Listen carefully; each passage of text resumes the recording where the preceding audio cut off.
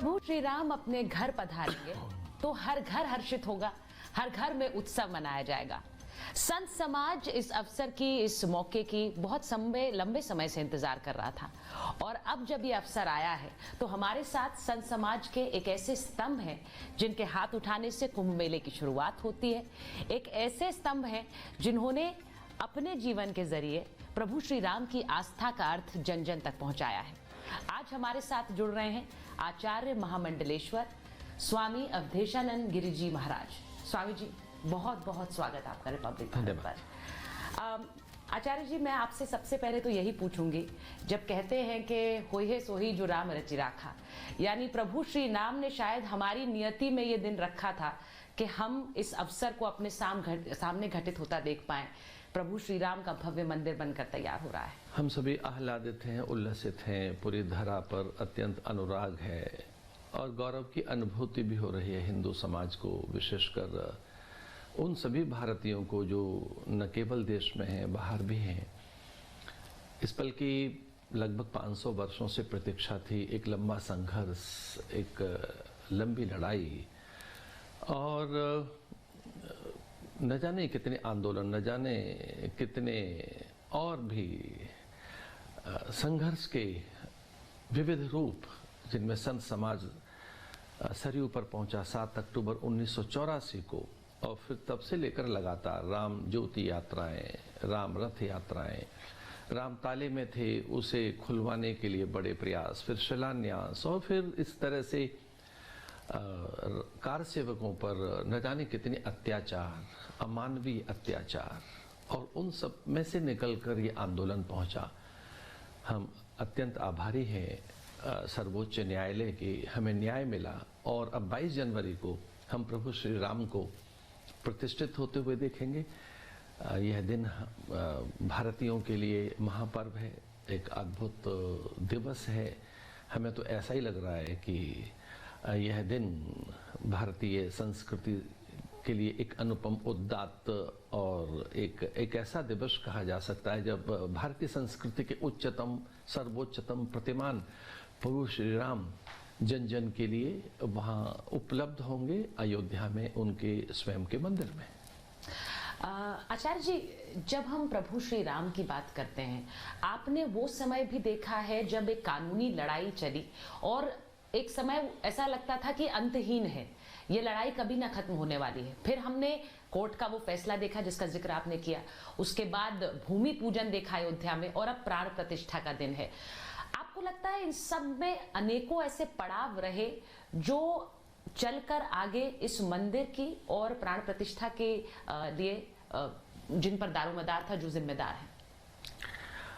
देखिए, 1528 में जिस तरह से एक विवादित ढांचा खड़ा किया गया और एक भव्य मंदिर तोड़ा गया, तब से लेकर हिंदू समाज बड़े संघर्ष में रहा और वह लड़ता रहा अपने अधिकारों के लिए। मंदिर पर निर्माण हो, ढांचे की वो विकृत ढांचा वहाँ से हटे और मंदिर का निर्माण हो। पर जैसा कि आप कह रहे हैं कि मैं तो बिल्कुल आरंभिक दिवस से ही हूँ। 1983 में हिंदू जागरण मंच के द्वारा बात निकल कर आई और 1984, 7 अक्टूबर 1984 से लेकर निरंतर अब तक की सारी इस संघर्ष की यात्रा को मैंने देखा है निकट से, मैं उसका साक्षी रहा हूँ।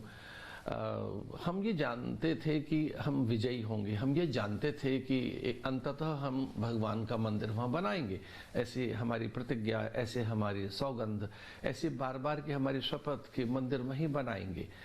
और फिर संगठन खड़ा हुआ, विश्व हिंदू परिषद और राष्ट्रीय स्वयंसेवक संघ के अनेक अनुषांगिक संगठन, पूरा देश राम में हो गया, पूरी राष्ट्र चेतना में राम मुखर हुए, जीवंत हुए और इस प्रकार से चैतन्य हुए कि नगर नगर, गली, ग्राम, प्रांतर में और हर जिह्वा पर प्रभु श्री राम, एक विविध प्रकार की अभिव्यक्तियों में प्रभु श्री राम।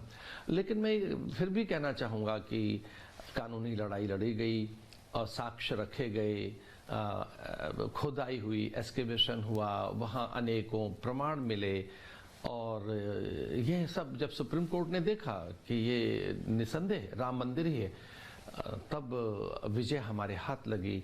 और अब हम इस वर्तमान सरकार के भी आभारी हैं कि उन्होंने न्यास बनाया है और उस न्यास के माध्यम से एक आह्वान किया गया कि आए सब लोग 22 जनवरी के दिन। एक चरण संपन्न हो चुका है मंदिर। प्रभु श्री राम अपने घर पधारेंगे तो हर घर हर्षित होगा, हर घर में उत्सव मनाया जाएगा। संत समाज इस अवसर की, इस मौके की बहुत लंबे समय से इंतजार कर रहा था और अब जब ये अवसर आया है तो हमारे साथ संत समाज के एक ऐसे स्तंभ हैं जिनके हाथ उठाने से कुंभ मेले की शुरुआत होती है। एक ऐसे स्तंभ हैं जिन्होंने अपने जीवन के जरिए प्रभु श्री राम की आस्था का अर्थ जन जन तक पहुंचाया है। आज हमारे साथ जुड़ रहे हैं आचार्य महामंडलेश्वर स्वामी अवधेशानंद गिरि जी महाराज। स्वामी जी, बहुत बहुत स्वागत आपका रिपब्लिक भारत पर। आचार्य जी, मैं आपसे सबसे पहले तो यही पूछूंगी, जब कहते हैं कि होई है सोही जो राम रचि राखा, यानी प्रभु श्री राम ने शायद हमारी नियति में ये दिन रखा था कि हम इस अवसर को अपने सामने घटित होता देख पाएं। प्रभु श्री राम का भव्य मंदिर बनकर तैयार हो रहा है। हम सभी आह्लादित हैं, उल्लसित हैं, पूरी धरा पर अत्यंत अनुराग है और गौरव की अनुभूति भी हो रही है हिंदू समाज को, विशेषकर उन सभी भारतीयों को जो न केवल देश में हैं, बाहर भी हैं। इस पल की लगभग 500 वर्षों से प्रतीक्षा थी, एक लंबा संघर्ष, एक लंबी लड़ाई और न जाने कितने आंदोलन, न जाने कितने और भी संघर्ष के विविध रूप, जिनमें संत समाज सरयू पर पहुंचा 7 अक्टूबर 1984 को और फिर तब से लेकर लगातार राम ज्योति यात्राएं, राम रथ यात्राएं, राम ताले में थे उसे खुलवाने के लिए बड़े प्रयास, फिर शिलान्यास और फिर इस तरह से कार सेवकों पर न जाने कितने अत्याचार, अमानवीय अत्याचार, और उन सब में से निकलकर ये आंदोलन पहुंचा। हम अत्यंत आभारी हैं सर्वोच्च न्यायालय के, हमें न्याय मिला और अब 22 जनवरी को हम प्रभु श्री राम को प्रतिष्ठित होते हुए देखेंगे।